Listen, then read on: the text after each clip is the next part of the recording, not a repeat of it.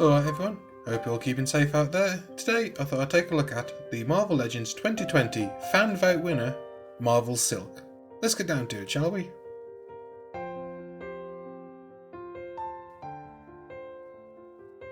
I picked up this figure from the fine folks over at Comics and Cocktails.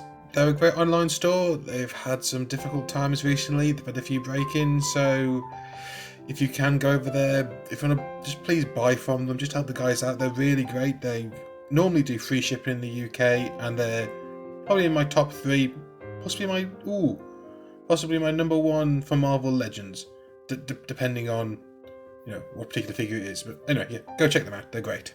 Just before I get into the figure itself, I don't normally do this, but I thought I'd have a quick look at the packaging first. As you can see, it's actually really nice. It's got Fan Vote 2020 on the front. It doesn't actually say Silk, so I'm guessing they had the packaging done before they really decided what figure it was going to be, which is surprising. The packaging itself is actually really nice. It features a collage for all these different Marvel characters. They're not all done by the same artist. They're sort of picked and chose from different, I'm guessing, promotional pictures and stills of characters. I mean, there's quite a few good modern characters there, some classic ones, some modern designs, some classic designs, some art I like, some I'm not big on, but all in all, it's really good. I actually like it.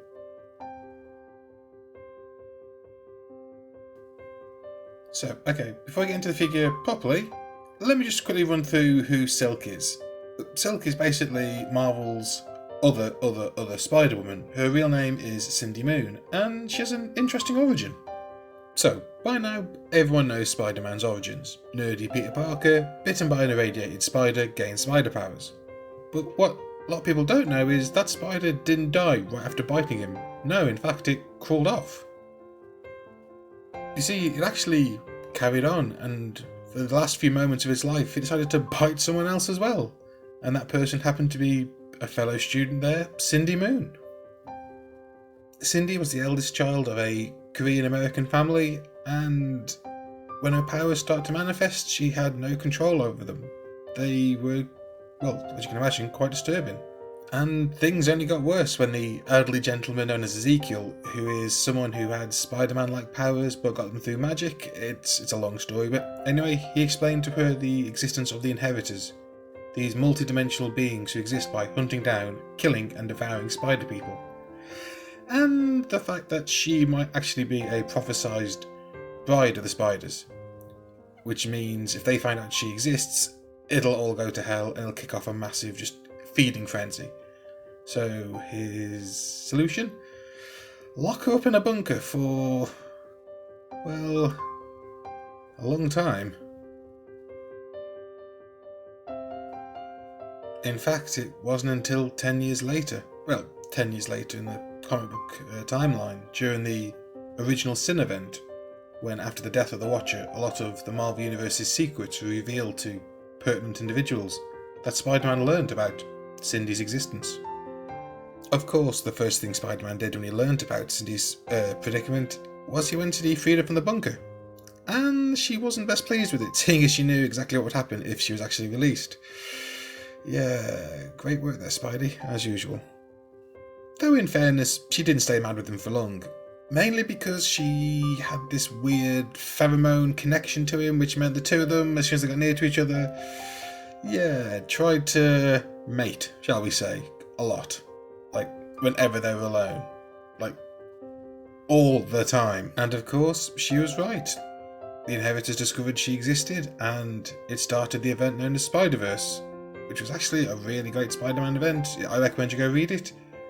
But what also happened in that event is she ended up getting her actual first proper costume. Well, she had a costume before that, but it wasn't like a superhero costume. This is the first proto-superhero costume, the black, the white, the red, that would eventually become her mainstay costume. Silk would go on to get her own ongoing series, and the costume would change again, but this time this costume would stick. It was a much more refined costume, and I actually really liked this series. It dealt with her trying to find her family who had vanished while she was locked in the bunker, and her trying to adjust to having lost 10 years of her life and dealing with a world where everyone had moved on. The series actually had some interesting characters that were added to the Marvel Universe. Probably my favourite was Spectro. And I won't spoil his connection, but he was someone connected to a past. He had ghost powers. He was... think Danny Phantom, if you can remember that show, but with a Mexican lucha libre, I don't know, Day of the Dead sort of flavour. Really good. Actually, one of the main recurring villains / sometimes friends was Black Cat, who originally she fought with. This was during the time when Black Cat was a villain, but while she was undercover infiltrating her operations, actually ended up really liking her and becoming good friends. Wait, no. Leave, don't open that folder. Leave that folder alone.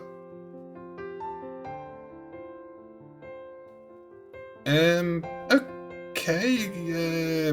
Let's just move swiftly on here. Nowadays, Silk's ongoing series has ended, but she still has a starring role in the New Agents of Atlas ongoing, the one that started in War of the Realms and has had a couple of mini-series carrying itself on. It's actually a good book. It's about a pan-Asian superhero team. I actually recommend it. It's in my pulls list. It's a good book. Okay then, down to the figure itself. Okay, I'm just going to say here, I actually really like this figure. I had no reason to buy it. It didn't really fit into any of the current figures I'm collecting. I just really like the look of it. It's vibrant, it pops. The colours contrast really well, and it, as I say, it stands out on a shelf. It's really nice. Essentially, this figure is a repaint of the actual previous Silk figure. You see, this character's actually had a figure before in the Space Venom wave. It's 99% the same sculpt. Well, the body's the same. The only real difference is this new version has some different hand options.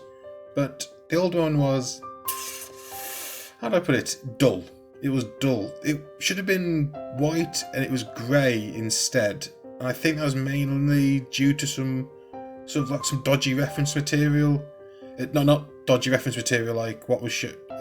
Anyway, it was okay. I had it, but this is definitely a lot better. In essence, it's the main female book. It's not overly articulated. It has universal hips, universal shoulders, single jointed elbows with a bicep swivel, double jointed knees, ankle articulation, a sort of mid-chest joint rather than a waist joint. It's okay, it's serviceable. I wish it was a bit more articulated, but it can do 85-90% of what you want it to do. And obviously this new figure also comes with some new hands. The traditional one had one closed hand, one open hand. This one comes with a pair of fists, a pair of open hands, a pair of holding things hands, which is weird because apart from the bandana she comes with, the figure has two head options. One with the bandana up on her face, the other one without the bandana, but instead the bandana hangs around her neck as a separate piece. I think maybe this should have had some of the webline accessories that came with previous figures. That would make sense of why she had the holding things hands. But she does come with something else which is kind of cool. She comes with a repaint of the web effect hand that came with the Julia Carpenter Spider-Woman figure. In that case it was painted it's clear plastic with the hand painted on. This one is white plastic with Silk's hand painted on, and it's actually painted on really well, and it's a fun and interesting accessory. It's not a mind-blowing accessory, it's just a well thought out reuse, and it's been executed really well. One thing this figure does really well, which I'm glad, is it pops next to Spider-Man. Here it is next to the vintage wave Spider-Man, and the two look really good together, which is really what I want. I mean, I'm not going to have a Silk display, but she works well on a shelf with Spider-Man. Maybe... okay, she's far too modern really to be in my collection, but I still really like her. So, okay. End of the day, final thoughts on the figure. It's a really good figure. It's not one that had to be made, but clearly people wanted it. It won the fan vote. It beat Elektra in her white costume. It beat Lady Sif, which amazed me. I thought that one would have won. But this is still a good figure. I highly recommend getting it. If you can get one online, pick one up. Okay folks, that's it. As always, stay safe, stay sane, and I'll see you next time. Ta-da!